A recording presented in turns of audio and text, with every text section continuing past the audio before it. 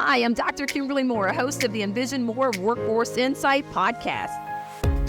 Join us as we explore workforce and leadership through an innovation lens with leaders from across the country in every industry. Whether you're in education trying to crack the code for workforce or industry seeking to address your workforce talent strategy, or maybe you just need to be inspired, we've got you covered. Tune in, save us as a favorite, and let's innovate together.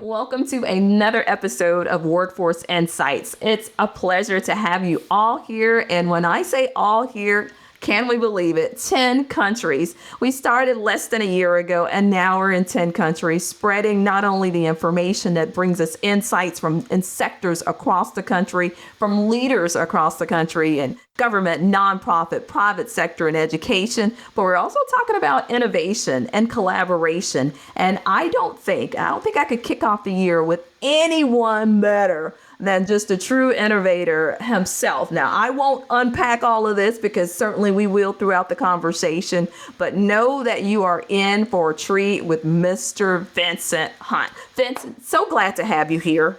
Come on, it's good to be here. Thank you so much, Kim, for doing such an excellent job as you always do. So I'm excited. I'm telling you, listeners, again, you will want to forward, share, save, like, love. This will be the one for the book. So, Vincent, let's get the listeners involved with this. So, your work, it has spanned government, education, nonprofit, and private sector. How do you see visionary leadership evolving in these diverse sectors, especially when you think about AI and technology becoming more embedded in decision making? Where do you sit on that? Yeah, I think there's going to be a huge shift in leadership across the board. I think it was the Economic World Forum just released, statistics saying that about 39%, of the skills that we have today will be reskilling around those things just because of the advent of AI. And I think at the core of that is when you put in intelligent tools that speed us up exponentially, and then you've got people who have been in their craft, which this is actually this is good news for those who've been practicing 5, 10, 15, 20 years, moving from, that knowledge economy to the wisdom economy. We're going to start seeing people who've really been putting in the work elevating because now knowledge will be everywhere and their wisdom then in turn will be the competitive advantage.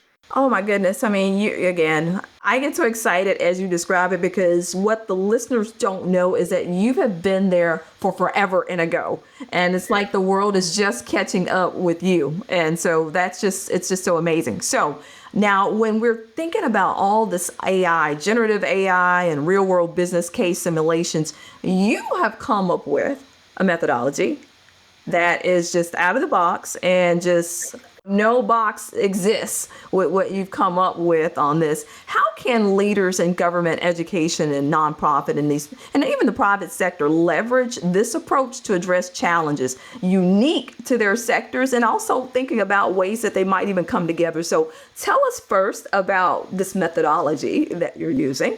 Yeah, methodology is Praxisperience. So Praxisperience is a training methodology that we use within the Bureau of Creative Intelligence that gives leaders the ability to actually learn in simulated environments that adapt to them in real time. And it reduces the level of risk that they may be exposed to in making decisions because part of what we do is help them accelerate their strategic decision making and, of course, illuminating their creative intelligence. But the Praxisperience environment, that experiential environment, gives them the ability to really, really hone in on their critical thinking and strategic decision-making skills in a way that no other technology has ever been able to allow us to do, because now it's adapting to us in real time when you think about generative AI. And so I think that, leaders being able to deploy this within their work and, simulate and really build rigor around being competitive in a time where I know speed is going to be of paramount. We just saw it yesterday, right? You have DeepSeek release a whole AI that make our whole market go down, like right now, today, not 6 months from now, but like today, right? So we're living in exponential times. And so Praxisperience is kind of a bridge or a rethink around leadership training and development, really, really getting us honed in on, our skills and abilities in a unique new way. So when I think about this, because again, in speaking with my clients across the country, just a variety of different sectors, what I often hear is that at the level and at the time that they need it most, there is paralysis. There is paralysis because no one wants to be wrong or make that bad decision. And so, in everything that you've just described, here's an opportunity that you can learn and grow together. And at the same time, it's a simulated environment that you can take into the real world. Yeah, like so for instance, like even if you think about like the smallest deployment of what Praxisperience is, let's say you have a challenge that you and your team are facing, right? You literally can use Praxisperience to simulate that challenge in real time and go through various scenarios, creating new decisions and getting new outcomes in real time, right? So it's not like, okay, let's make a decision and cross our fingers and wait like 5 months and see, what I'm saying, the stuff hits the fan. It's a matter of let's run through this simulation over the next 2 days, right? And let's get ourselves ready and make the most appropriate decision based on the insights that we're getting in real time, right? So when we think about generative AI, I think a lot of people think about it in some existential way, but in reality, what it's doing is giving us the ability to create environments and again, simulations that can really, really help us hone in on our decision making. And you've not even had to hire any additional workforce on this. Here's the thing where a lot of people think that, well, AI is going to take your job. Well, it's going to enhance, everything that you have going on. So I think about, man, it's like it's pushing it to the limit that we need to go in. I think about ethical AI. Ethical AI. So government, education, nonprofits, it poses opportunities. And for a lot, if they've really not kind of gotten entrenched into the subject, they think challenges as well. So how can leaders in these particular spaces embed responsible AI practices into their strategic initiatives? While at the same time, we know you got to maintain the public trust. Yeah, so with that, so there's another framework that we've created called Mirror, right? So Mirror is the very first technology agnostic AI integration framework that I know of today. So instead of focusing on the technology, we focus on the people. So Mirror, it's a 5-step process that once you go through it, you have strategic documentation that gives you the roadmap for how you should be aligning AI within your organization in a responsible and ethical way, right? So before you get a call from Microsoft, before you get that call from OpenAI or Oracle or any other AI solution provider, you should have a mirror that you can actually layer those solutions up against to say, does this align with our organization? Does it align with our people, our mission, our values, right? So Mirror in of itself is a very, very powerful tool that gives us documentation that we never had to have before, right? And because like if we can make those decisions before we start, writing the checks for the AI integration, then let's make some decisions before we get there. Let's be strategic in our approach. I think one of the things that I know we've had a chance, for those of you that are listening, and I know that you are, have you really tried this stuff, Cap? Yes, I actually have participated. I actually got the certificate, guys. So yes, I understand that it takes what we do to another level. But I think one of the things that was insightful for me is that it takes all of the different stakeholder voices and brings it together, because oftentimes I know that, executives, as you are making decisions, regardless of the sector, you're oftentimes, wanting to make sure that every voice that needs to be heard has been taken into account. Well, in this scenario and through these simulations, you actually get to do that. So that, again, yet another powerful plus for why this is really, really positive. So when I think about just how complex, the landscape is now, so many things changing just around us and in front of us, collaboration between sectors is crucial. It's absolutely crucial. How can leaders in the sectors that I've mentioned, the government, education, nonprofit, private sector, create partnerships that encourage cross-sector collaboration to tackle societal challenges using AI? Yeah, I think the very first thing though, in my mind, and we practice at the Bureau with religion, right? Which is a collaboration first mindset. Instead of thinking we're the only ones privy to this challenge or the only one privy to this opportunity, we instantly start looking at who's in our purview, who's around us that also has this challenge, and how can we partner with them to leverage resources, whether it be AI or other resources that are more common, more traditional resources. How do we leverage those resources to actually accelerate, right, our abilities to, make breakthrough innovations around the things that we're trying to tackle, right? So, because a lot of times, a lot of the wisdom and a lot of the information insight isn't in one house, right? It's in divided houses. So if we can just bring those houses together and have more constructive, conversation, I think that'd be powerful. Now, where AI plays a suit in this is being able to synthesize tons of information very, very fast. Because as you know, in each one of these industries, there's domain knowledge and understanding, right?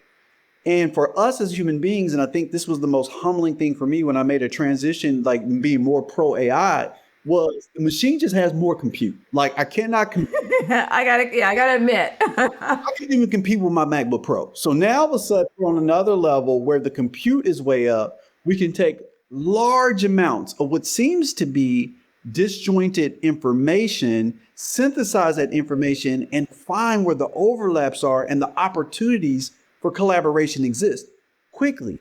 On one end, you have solving cancer, right?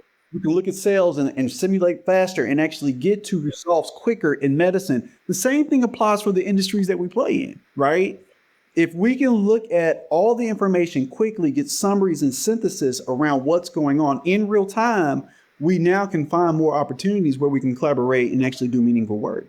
I love it. I love how you describe that. I'm certain that there'll be lots of drop the mic moments throughout this conversation, but certainly that becomes one of them in my mind, listeners. So when you think about government and educational institutions, there's levels of bureaucracy, we call it, making sure you're dotting your I's, crossing your T's, and red tape. So what strategies can leaders in these sectors apply to navigate the complexity that can sometimes go along with implementing innovative solutions? Because again, I know that there are listeners from a variety of different sectors and are like, yes, this sounds great, but what about when you're kind of operating within a restrictive framework? Yeah, and I think that that's one of the big opportunities, right? Because here's the thing, if you look at like McKinsey reports, like AI adoption isn't going crazy, right? You got a lot of people like, I don't even know what's in the black box, so I'm not touching it, right?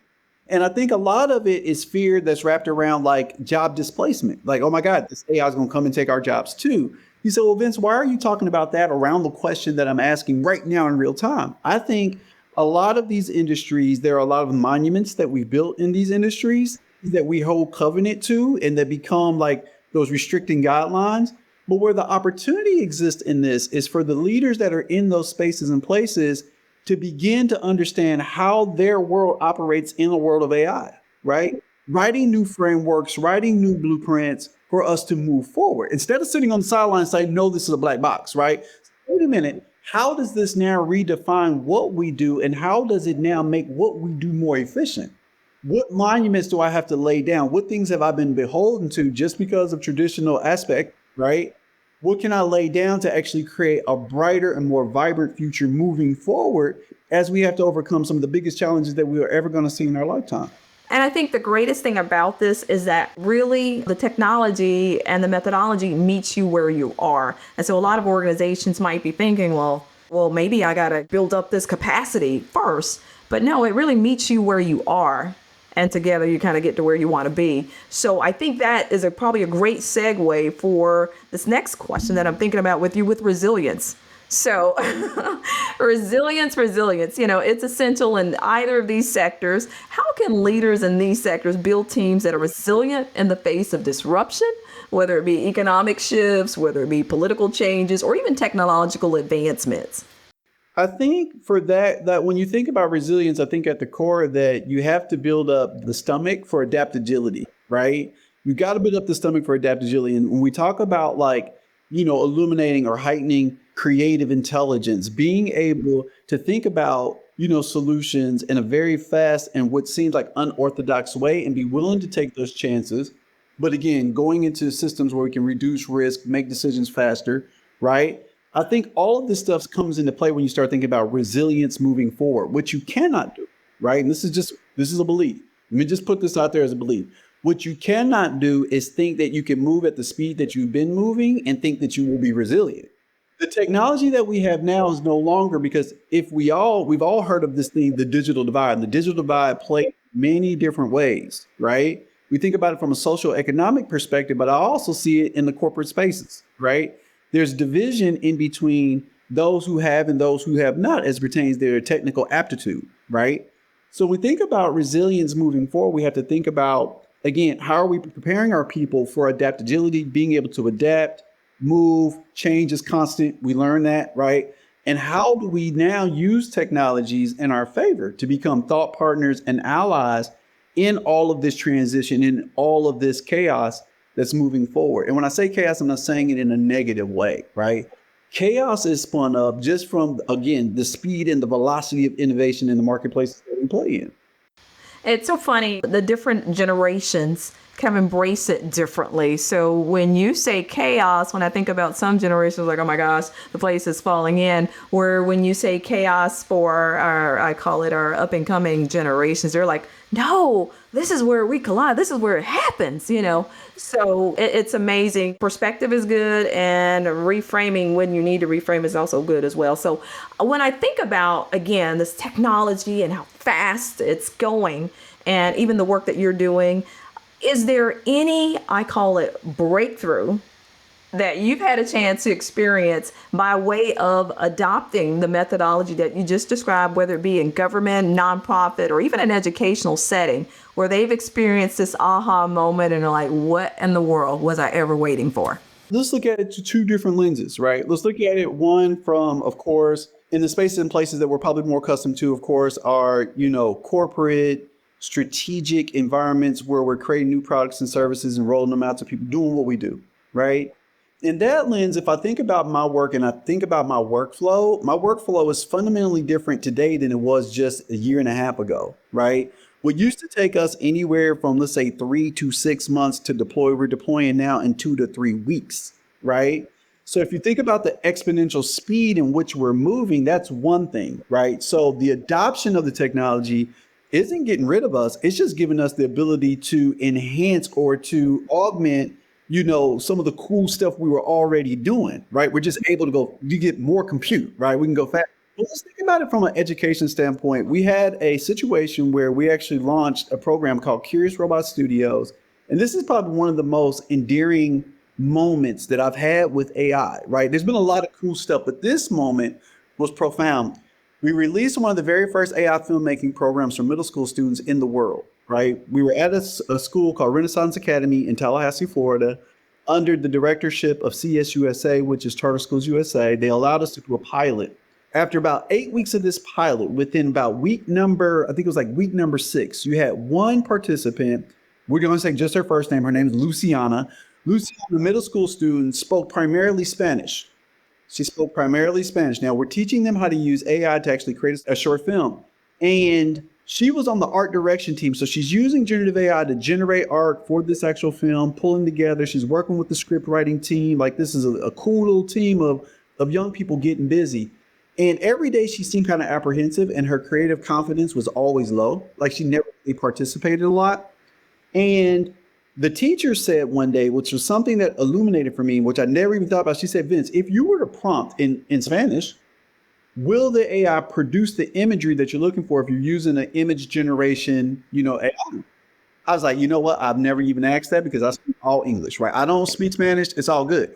So I went in and I actually had I generated a prompt that was in Spanish and put it in an image generation platform, and it generated the image in a shocking way. Now, while that may sound like the most obvious thing, it wasn't obvious to me. Again, these are these adaptations that we make. So I go into Luciana's project board and I took the image that I generated. I put it on the board because we were working remote at this time. And then I put the prompt beside it, and it was in Spanish. When that little girl looked at it and she was like, Spanish? I said, yes. Her skill instantly went from one level to like 10x. Because now she can communicate in her language to a machine who understands the language. Our human limitations have now been defied. So a teacher who's struggling with Spanish-speaking students in their classroom doesn't have to struggle anymore. And the student that's feeling less than, when we think about equality, right? Because they don't speak our natural language, right? There are no more barriers. Her level of creation elevated. So you asked me about the adoption of these tools. I'm pro AI because I've seen the breakthrough and the magic that can happen just by being able to leverage machines in ways we never have been able to before. I love it. And we get to keep tapping into that and uncovering the new possibilities. I love it. Love it. So as leaders, government and education and nonprofits, they look to push the envelope.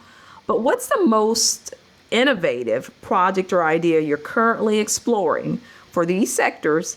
And how does it challenge traditional leadership practices? Because, I'm thinking they're probably going to get some ideas and like, hey, how do I contact this guy? Like, yeah. No, I think just the way that we train, right? We train in the technology, right? So whether it be you're learning the mirror framework, to deploy it within your organization, you're using the tools that you will be using in real time, right? That's that whole praxis component of it.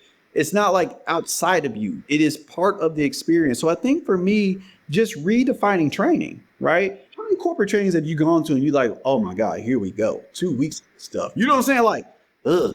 So, but what happens when it's more engaging and it customizes to you and it actually tests the rigor of your leadership style and what you do in real time, right?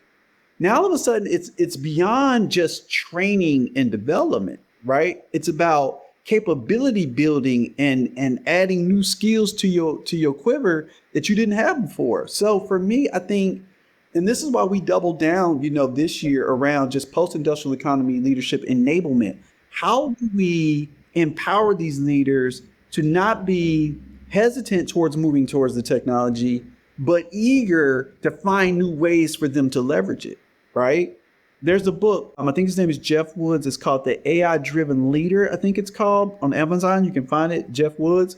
Profound book. It really helps leaders understand how they can actually leverage AI as thought partners, right? These aren't here to replace us. They're here to give us the sounding board that we haven't had before and the ability to accelerate our decision making.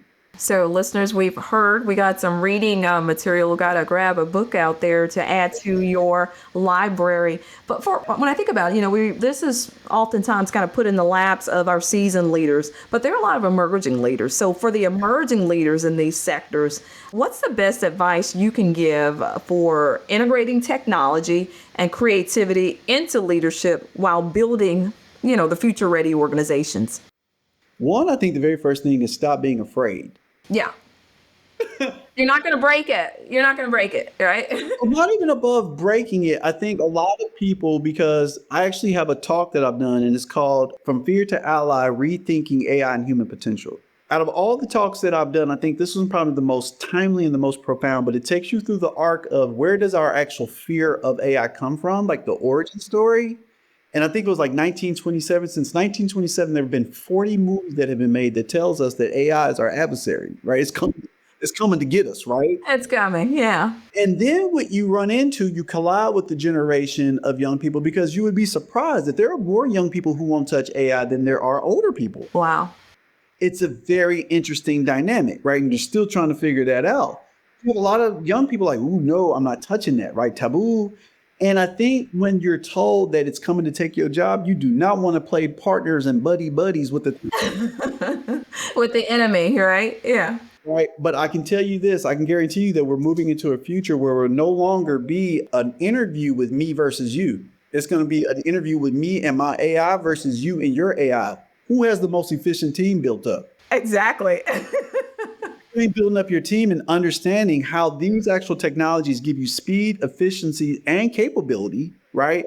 You will be left behind. So for young leaders, I encourage them, start touching the technology. Start understanding how they can actually rethink some of the mundane tests that they were doing, that they were trained in college to do, right? How do we now in turn rethink those things so that way we become more efficient, faster, and more capable to solve problems for the higher up leaders that we're serving? So I cannot believe it that we've made our way to the rapid part of our conversation. So rapid fire, one word, one sentence. Let's see what's on your mind. You don't have these questions. I hate to throw a curveball, but I know that you can. I know that you can do it. So what's one thing every leader should do daily? Meditate, pray. Okay. AI or human intuition? Which plays a bigger role in decision making? Human intuition and wisdom. The most important trait of a resilient team? Adaptability. Oh my goodness, you're good at this. One piece of advice for leaders looking to innovate in their sector. Pull down their own personal monuments. Love that. Last, how do you measure creative intelligence in teams? Vulnerability. I love it. You are so good at this. I mean, I give you a virtual apple. Workforce Insights listeners, thank you so much for joining us, Vincent and myself, for a powerful conversation where we, one, look to dispel some of those myths that may be out there regarding AI and the opportunity to collaborate. Please like, share, and subscribe. And remember, until the next time, let's innovate together. See you next time.